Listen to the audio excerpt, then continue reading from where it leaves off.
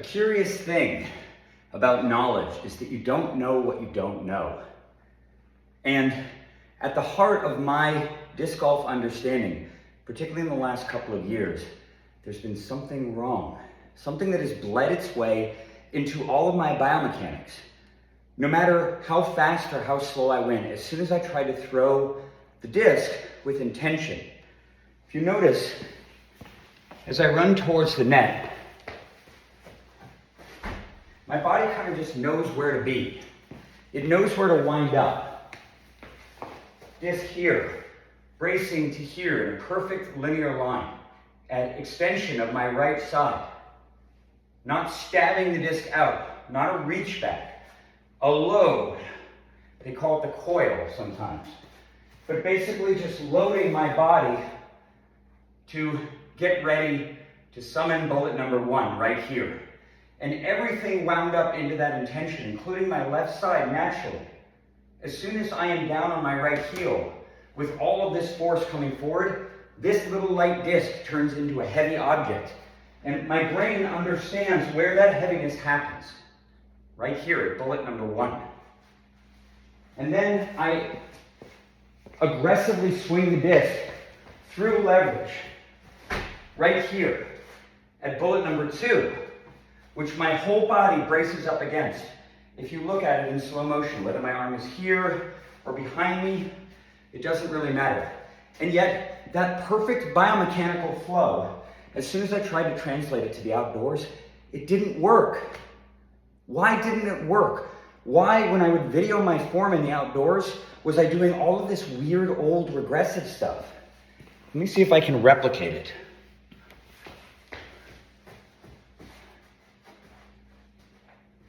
You'll notice that the trajectory that my brain made right there sent the disc into a different place to feel powerful. It sent it here, over my right shoulder. So I've been trying to compensate for that by adjusting my angle of attack to be super aggressive so that when I land and I throw over my right shoulder, the disc kind of roughly comes out where it's supposed to. But this is antithetical to actually using force production on the course. We're trying to throw the disc in a straight line to be accurate. The way that Paul McBeth could sculpt a fairway, throwing a laser 350 feet, about 8 feet off the ground, dead straight. He is not doing that by offsetting gigantically and yanking the disc over his right shoulder. He's throwing it, as I'll demonstrate to the camera right now, right down the line. Right there. So how is he doing that? At the end of the day, you know what it comes down to? And it's so mundane. I've had the answer right in front of me all along. Grip. Specifically, nose angle, which everybody talks about as being vital. And the thing is that it can be very deceptive because your brain will develop algorithms that allow you to throw the disc flat and level, even though the nose angle's fucked up. If you look at a rotational thrower, which I was for years, I would run forward while simultaneously turning around, planting my body and spinning the disc and throwing it here.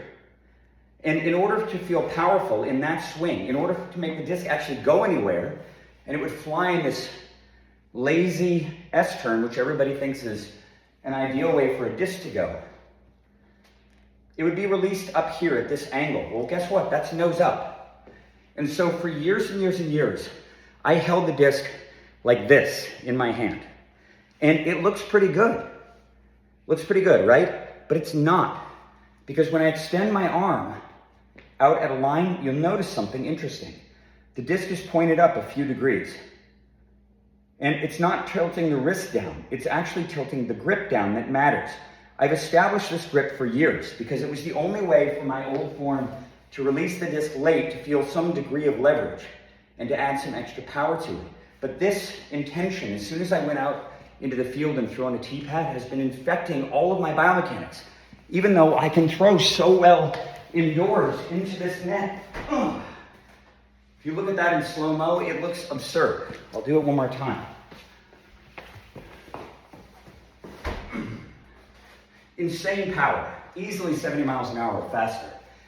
I could not get that to show up in the field until I paid attention to a video that my dear friend and collaborator, Lee Wence, made as a part of the Instructional Method 2.0 series, coming soon to a social media site near you.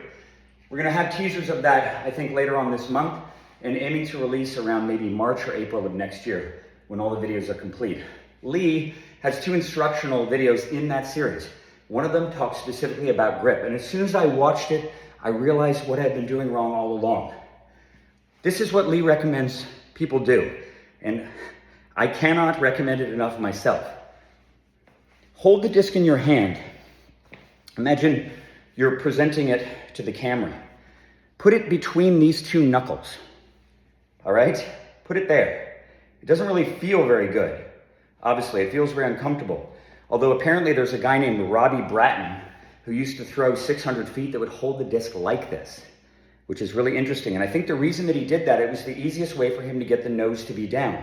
If you notice, when I pinch it between my knuckles, something is happening. The nose of the disc is very down, even though my wrist is completely straight. And this is the key. So put the disc there, or put it against your middle finger, but I really recommend you exaggerate it, at least initially. And then just curl your fingers underneath it and hold it in that same position. And now you've got a nose down disc.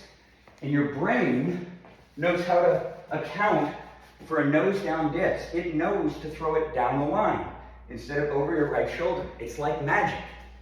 As soon as your brain makes the calibration, and it happens literally instantly, it did for me, it did for one of my students, Mark Tedder, who's 58, and is gonna be throwing 400 feet very soon, even though back in August, he could only throw like a limp 220, because at 58, he could not understand the brace. He could not understand how to get any ground force at all, and he's just murking forever with his arm. Even though he watches pros play the sport all the time at a high level, he couldn't understand it until the method recalibrated him from the ground up. And the final piece in Mark's puzzle was this exact thing. I spotted it in his form too, and you'll see it in the form of countless people, I think. It's nose angle that your brain is accounting for automatically, and you can't adjust it. As long as you are thinking, pull the disc over your right shoulder, your brain will make the disc go there. You'll be pulling the disc through your body. It'll swoop up by your shoulder. It'll swoop up here. It'll do all of these panic things, micro compensations to try to get the disc into the wrong spot so that you can throw it nose up and still make it go far, which is what you learn when you first learn this sport. The trick is fixing the nose angle. I'm gonna demonstrate it one more time and then wrap up the video.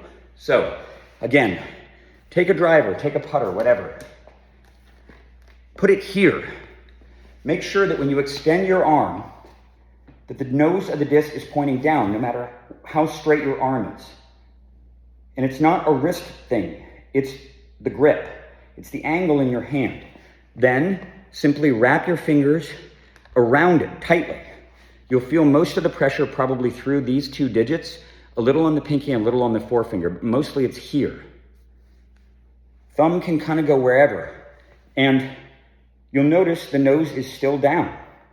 Brain already calculates the trajectory now. And what's interesting too is that you can grip the disc as hard as you want. I've talked about how you need to be light in your grip to recalibrate it, but the truth is you do have to eventually get strong again. And this is how you get strong, when you begin to unwind those original algorithmic intentions. Get your hand into this position, you can grip the disc as hard as you want. And then when you're throwing it, you're actually sort of jousting for supremacy in your mind between the velocity your body is producing at the hit and the strength of the grip. They vie for supremacy, and ultimately the disc has to come free, hopefully in the right spot. So I'm going to throw a few example drives and wrap this up. I start exaggerated. I'll do a few fans. I let it go. Try that again. Bending over, looking over my right shoulder, landing here, fanning the disc right here through leverage, everything flowing forward through my right side into the brace and into the ground. Now I'll speed it up a bit.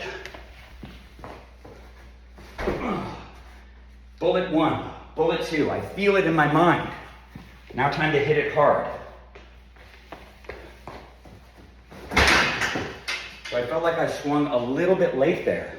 Didn't wind up my body fully.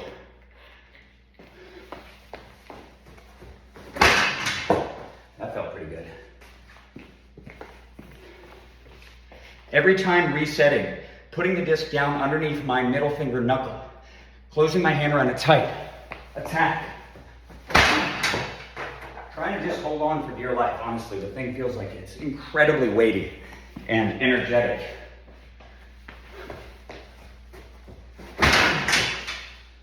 Whew. One more.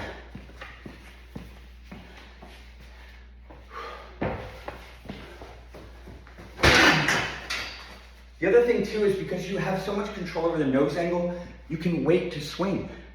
If you're pulling the disc over your right shoulder, you actually have to start initiating rotation before the foot comes down, and you can never fix it.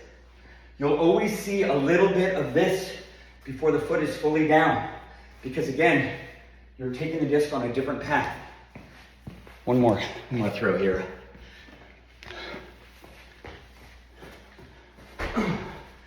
Fan right there.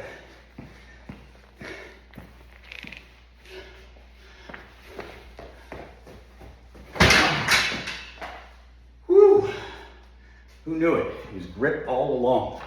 I'm pretty sure when I get out to a field now, and it's hard to do in Seattle now in late November, I'm gonna be bombing the disc. I can't wait to film that. Thank you so much for watching, for still sticking around. Lots more to come. Happy Thanksgiving.